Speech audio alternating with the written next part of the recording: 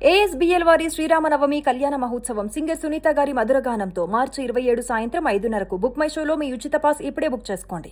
నమస్కారం అండి, సుమన్ టీవీకి స్వాగతం. నేను గీతాంజలి. ప్రస్తుతం మనతో పాటు ఉన్నారు ప్రముఖ జ్యోతిష్యులు, సంకల్ప మంది నిర్వాహకులు బ్రహ్మశ్రీ నందిభట్ల శ్రీహరి శర్మ గురువు గారు. వారితో మాట్లాడి మనకున్నటువంటి ధర్మ సందేహాలకు నివృత్తి చేసుకుందాం. గురుగారు నమస్కారం అండి. వాగర్థావివ సంపృక్తౌ వాగర్థ ప్రతిపత్తయే జగతః పితరౌ వందే పార్వతీ పరమేశ్వరౌ ఆదిత్యాయ చ సోమాయ మంగళాయ బుధాయ చ కురు శుక్ర శనిభ్యశ్చ రాహవే కేతవే నమః. శృంగేరి జగద్గురు పీఠాధిపతులకి, కంచి పీఠాధిపతులకి నమస్కారములు తెలియచేసుకుంటూ కార్యక్రమాన్ని ప్రారంభిద్దాం. గురుగారు, ధర్మ సందేహాలు వాటి నివృత్తిలో భాగంగా మరొక ప్రశ్న అండి, ప్రేక్షకులు ప్రధానంగా అడిగింది. పాద నమస్కారం అసలు ఏ విధంగా చేయాలి? పెద్దలకి నమస్కారం చేసేటప్పుడు, ఇంట్లో పెద్దలకి ముఖ్యంగా తల్లిదండ్రులకే కావచ్చు, గురువుల్ని సందర్శించేటప్పుడు వారికి పాద నమస్కారం చేస్తూ ఉంటాము, దేవాలయాలకు వెళ్ళినప్పుడు చేస్తూ ఉంటాం. ఇలా అసలు పాద నమస్కారం అనేది ఏ విధంగా చేయాలి? దీనికంటూ ఒక నియమం ఉందా? పురుషులు స్త్రీలు ఇలా కూడా విభజించబడి ఉందా? వీటి గురించి వివరించండి. మనకు శాస్త్ర ప్రకారము యోగాలు అనేటువంటి ప్రతి మానవుడికి అందాలమ్మ. పూర్వకాలంలో దీనికి సంబంధించినటువంటి మినిమం నాలెడ్జ్ ప్రతి కుల మత విచక్షణ లేకుండా ప్రతి కుటుంబంలో అందరికీ తెలిసి ఉండేది.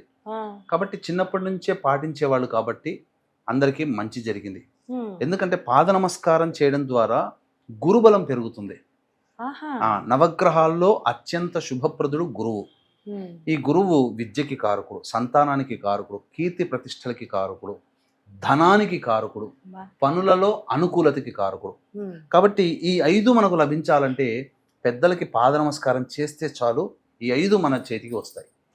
మనం అన్ని విధాలుగా ఆనందదాయకంగా ఉంటాం. మీరు నార్త్ సైడ్ చూడండి, మనం చేసినట్టుగా పూజాది కార్యక్రమాలు వాళ్ళు చెయ్యరు. ఎందుకంటే మన కర్మభూమి ఇది. కాబట్టి ఖచ్చితంగా మనం పూజలు, వ్రతాలు, నోములు నోచుకుంటేనే మనకు ఫలితాలు.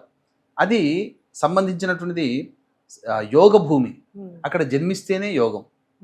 కాబట్టి వాళ్ళు ఎక్కువగా మీరు గమనిస్తే నార్త్ సైడ్ వాళ్ళు ఎంత శత్రువు ఇంటికి వచ్చినా, అతి బీదవాడు బయట కనబడ్డా, కారులో పోతున్న వాడైనా వెళ్ళి దిగి నమస్కారం చేస్తాడు. వాళ్ళ ఆచారం అది. కానీ ఆ నమస్కారం చేసే విధానంలో వాళ్ళు శాస్త్రీయంగా పాటిస్తారు. మన వాళ్ళు తప్పులు చేస్తున్నారు. ఈ మధ్య కాలంలో మనకు ప్రధానంగా అనేక మంది సెలబ్రిటీస్ కావచ్చు, రాజకీయ ప్రముఖులు కావచ్చు, వాళ్ళ సంబంధించిన వివాహాది శుభకార్యాల్లో పిల్లలు పాపం పెద్దలు ఎవరు వచ్చినా వాళ్ళకి నమస్కారం చేస్తుంటారు. చూస్తున్నాం ఆ రీల్స్ చూస్తున్నప్పుడు, వీడియోస్ చూస్తున్నప్పుడు అక్కడ నమస్కారం చేసే పద్ధతి మాత్రం కరెక్ట్గా ఉండట్లేదు. వీటన్నిటికీ పెద్దవాళ్ళు చెప్పుకోలేకపోవడం ఒకటి. తర్వాత రెండవది ప్రసార మాధ్యమాలు, సీరియల్స్, సినిమాలు. ఇప్పుడు మామూలుగా ఫంక్షన్ అన్నప్పుడు అందరినీ చూపిస్తారు. ఆ సీరియల్స్లలో నమస్కారం చేసేటప్పుడు జూమ్ పెట్టి చూపిస్తారు.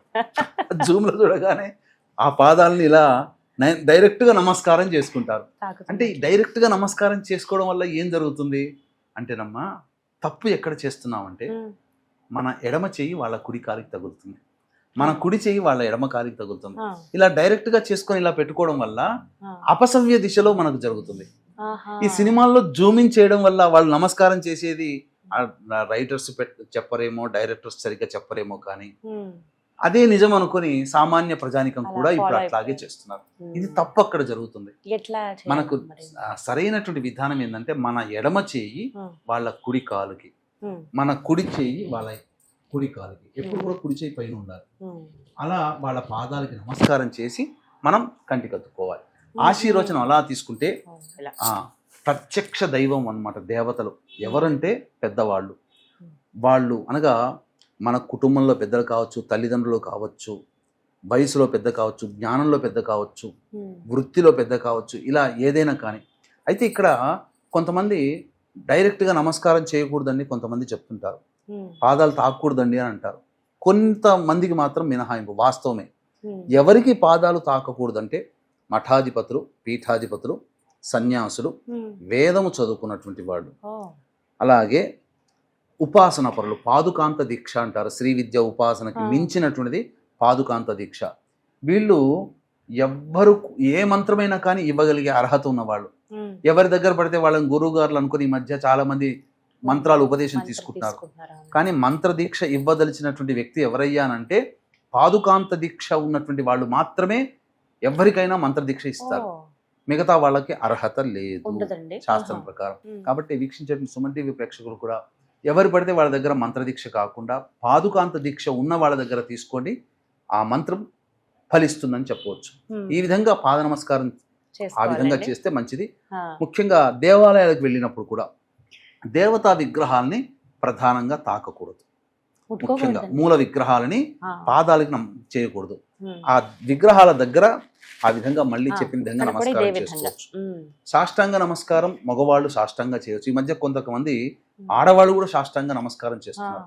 కాబట్టి ఆడవాళ్ళు చేయకూడదండి. కేవలం మనం అర్ధ మోకాళ్ళ నమస్కారం మీద మోకాళ్ళ మీద వరకు మాత్రమే ఉండి నమస్కారం చేసుకుంటే ఉమ్. అదే ఆడవాళ్ళకి చెప్పబడినటువంటి నమస్కార పద్ధతి అని చెప్పవచ్చు. ఉమ్. ఈ విధంగా పాటించాలి అందరూ, పాటించాలి. పిల్లలైనా పెద్దలైనా ఎవరైనా ఎవరైనా కానీ అమ్మా, ఎవరైనా కానీ ఈ విధమైనటువంటి విధానాన్ని పాటిస్తేనే, ఉమ్. ఎందుకంటే దీనికి ప్రత్యక్షమైనటువంటి అనుభవం నా ఉదాహరణే. ఉమ్. ఎందుకనంటే నేను డిగ్రీ చదువుతున్న రోజులప్పుడు ఉమ్. మా ఇంటికి ఒక పెద్ద ముసలాయన వచ్చారు. వాళ్ళకి పాద నమస్కారం చేసుకున్నాను. ఆయనకు తెలుసు నేను డిగ్రీ చదువుతున్నానని. ప్రథమ శ్రేణి ఉత్తీర్ణత సిద్ధిరస్తు అని చెప్పి దీవిచ్చాడు. ఉమ్. నిజంగానే నేను ఫస్ట్ క్లాస్లో పాస్ అయ్యాను. అంటే అవునండి. అప్పట్లో డిగ్రీ 67% అట్లా వచ్చింది. బా. అంటే ఎందుకు చెప్తున్నా, కష్టపడ్డాం. ఉమ్. అంటే అట్లా ఆ సంబంధించినటువంటి పెద్దల ఆశీర్వచనం అలా ఫలిస్తుందమ్మా. ఉమ్. అందులో ఏమాత్రం సందేహం లేదు. ఉమ్. అంటే ఆశీర్వచనం ఉంటే చాలు, ఇక చదవకపోయినా- పేపర్లలో మార్కులని తారుమారైతే అని కాదు అక్కడ. దాని అర్థం అట్లా కూడా మన వాళ్ళు అంటుంటారు. ఉమ్. పెద్దల ఆశీర్వచనం ఉండాలి. మాట చెల్లుబాటు అవుతుంది, ఉమ్. దేవతలు ఆశీర్వదించినట్టే అని అందులో అర్థం అమ్మా. మొత్తంగా నమస్కారం ఏ విధంగా చెయ్యాలి అనేది చాలా చక్కగా వివరించారు గురుగారు. ధన్యవాదాలండి. సర్వం శ్రీ ఉమామహేశ్వర పరబ్రహ్మార్పణమస్తు.